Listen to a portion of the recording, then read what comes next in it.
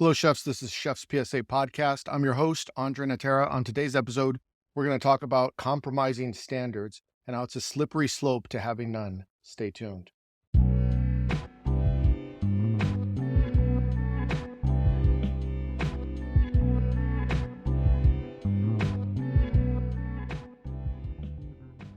Before we get started, here's a brief update. I mentioned on the last episode, I finished writing the book, The 50 Most Important Chef's PSAs. Think of it as a continuation to the Line Cook Survival Manual and How Not to Be the Biggest Idiot in the Kitchen. There's some crossover with both of those books. It's done. It's free. You can find the link in the show notes. Go get it. If you've enjoyed the other books, I think you'll enjoy this one. It's along the same lines, and it's a good starting point. If you don't have any standards for your new cooks, boom, there, I wrote them for you.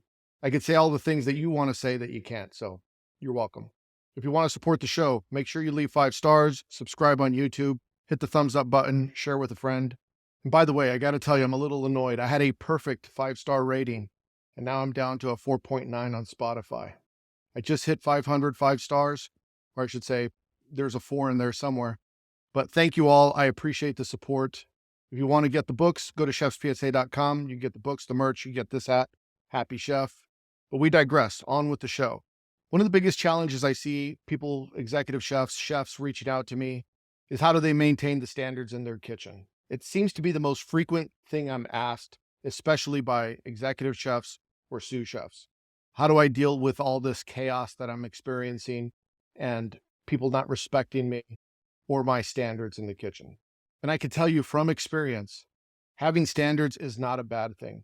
And it's become a little bit trendy, I've noticed, at least in conversations I've had with other chefs, is I've noticed this kind of freestyle, free-for-all kitchen management style where the recipes change. There's no specific set way on how to do things. Everyone marches to the beat of their own drum. Someone who worked at one restaurant does it this way. Someone who worked at another restaurant does it this way. They showed me in culinary school, I'm going to do it this way. But when you have no standards, what I notice is that people default to the path of least resistance. No one ever says, let me make my job a little bit harder because I want it to be just a little bit more perfect, a little more soigné. The default setting on most people is to make it easier. They want to make it easier on them, which doesn't necessarily mean better for you or your guest. When I was a young executive chef, I loved being liked by everyone in the kitchen. I wanted to be everyone's favorite. I was a young chef. I wanted to cook good food. I could throw down in the kitchen and create beautiful things, and I wanted everyone to like me. And I had this freestyle cooking approach where I would execute all the very difficult food, but I wouldn't really show anyone how to do it because I thought it would be too difficult to train them. So I took on the majority of the work.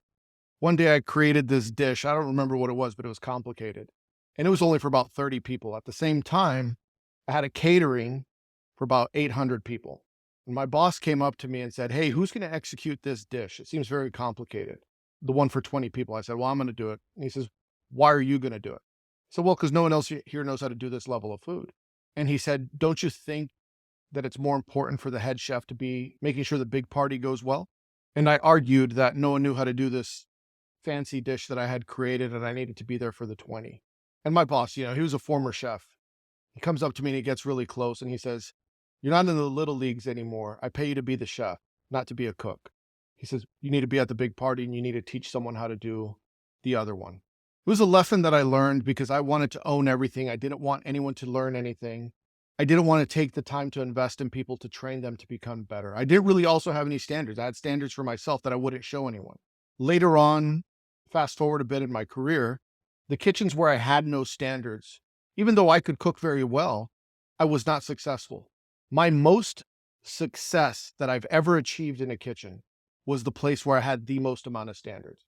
It was kind of the embryonic stages of Chef's PSA because it was everything. Fold your towels, cut your tape, set your cutting board up like this. Label has to go exactly right here on that line under the deli cup. Make sure everything is covered and aligned and straight. Only scrub the tables using a back and forth motion, then squeegee. There was a method of hierarchy on how I wanted everyone to clean. The language we used, callbacks, chef, loud.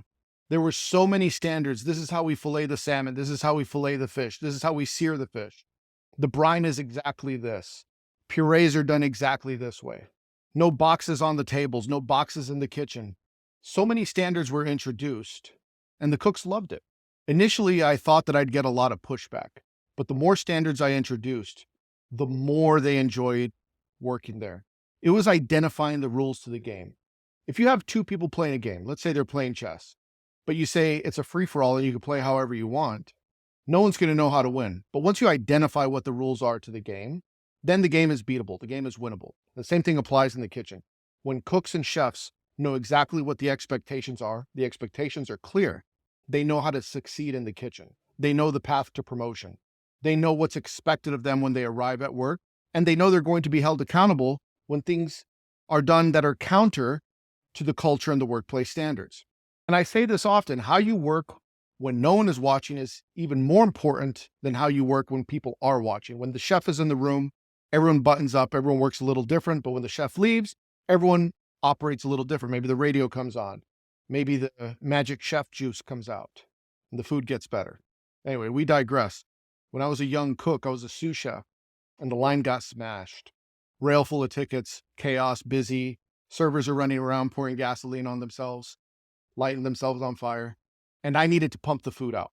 And I had to do this dessert. And I don't even remember what I did, but I know I didn't do it to standard. It was just, for me at that point, it was just like sell the food, get it out, customers need to eat. And I deliberately compromised the quality and deviated from the standard. Now, my chef saw me out of the corner of his eyes. And he walked up to me and he says, "You're better than that. I'm disappointed." And I'll never forget that. It was one of those moments where he didn't yell at me, he didn't embarrass me, he didn't scream. Just the simple fact that he said, "I'm disappointed and you're better than that," my heart sunk because he was right. I knew I was breaking standard and I thought no one would see.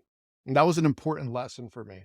And it's important that you have someone on your team that is also holding you accountable, because if you're the rule maker, you can't operate as Caesar is above the law. A rule for one is a rule for none, meaning if you're the chef and you're allowed to do this, but the cooks are not allowed to do that, what do you think happens as soon as you leave? If you say no one's allowed to eat the steak and then you go and eat a steak, guess what happens? And you say no one's allowed to eat the steak. As soon as you leave, they're all eating steak. They're probably making more than just steaks, right? Because the standard that you display is what the standard is. And if you as the chef cannot follow that standard, then it shouldn't be a standard. Because I promise you, they're all watching. And not only are they watching, but as soon as you step out the room, they're talking about it. They're talking about you behind your back and saying, they tell us to do this. Meanwhile, they go do it. How do they expect us to do that when I see them do it? It's a double standard. It cannot exist.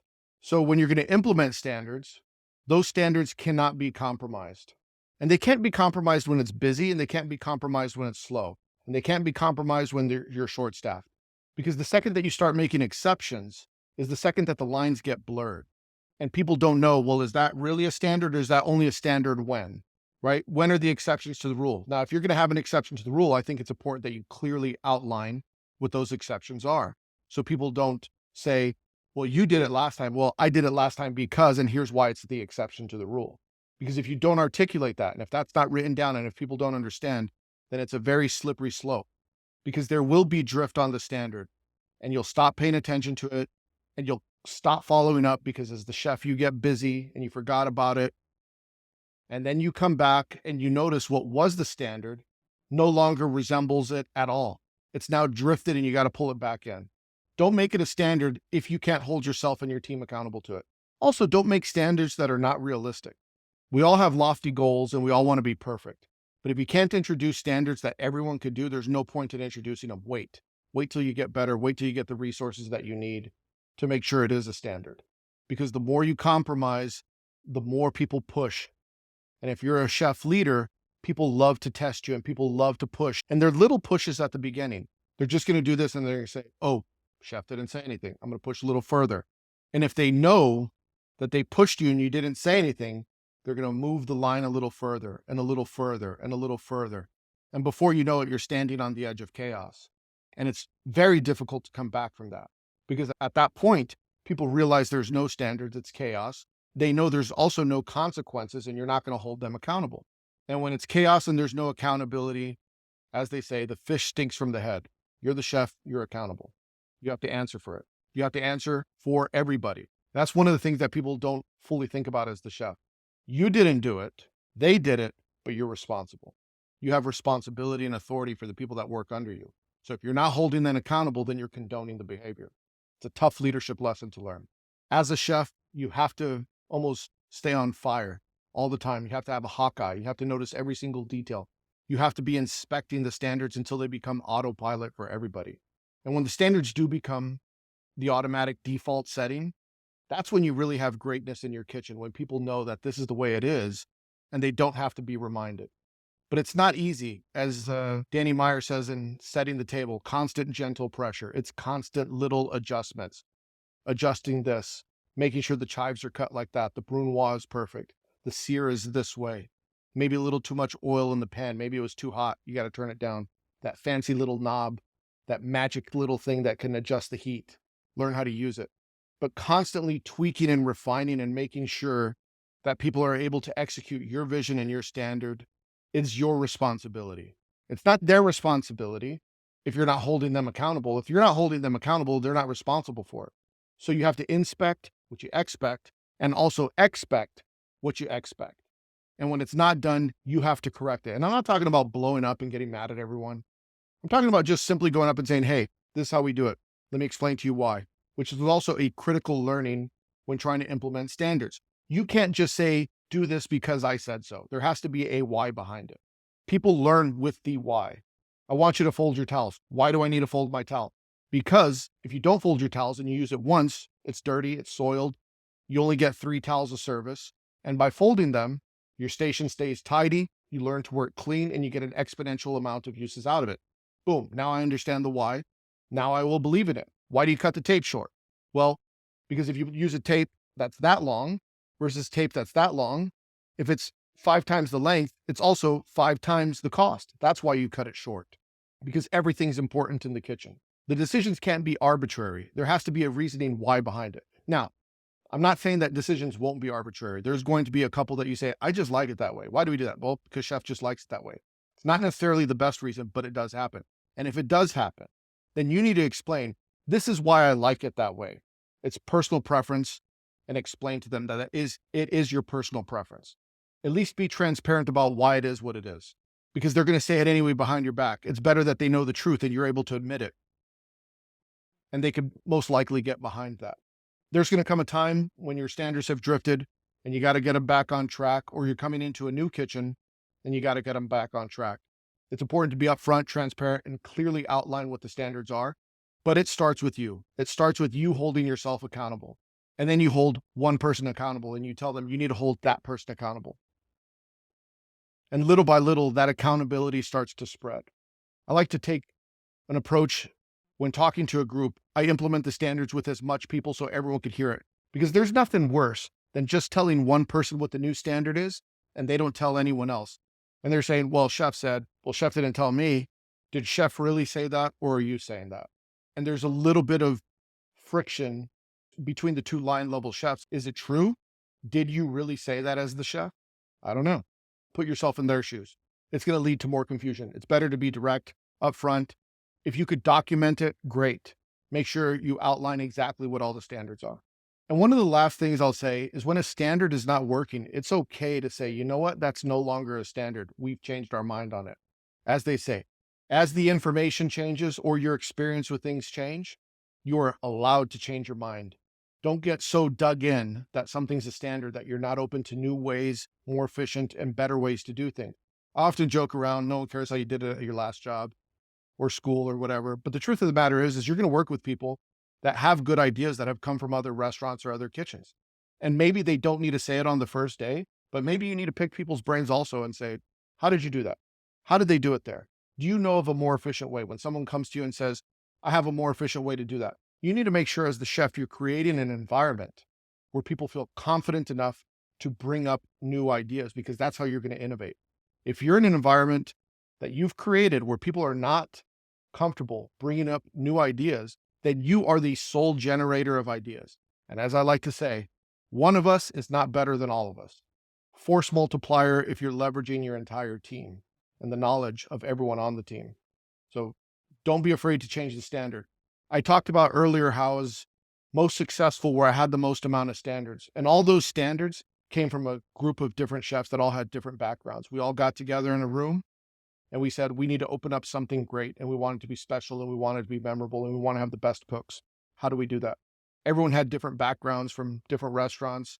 Some were coming from restaurants at the world's 50 best, Michelin 3-star restaurants, 1-star restaurants, or some were just from the good local restaurant. Now, me being the chef, I had to be the decider of what the standard was going to be. So two people may have had differing opinions on what the standard should have been.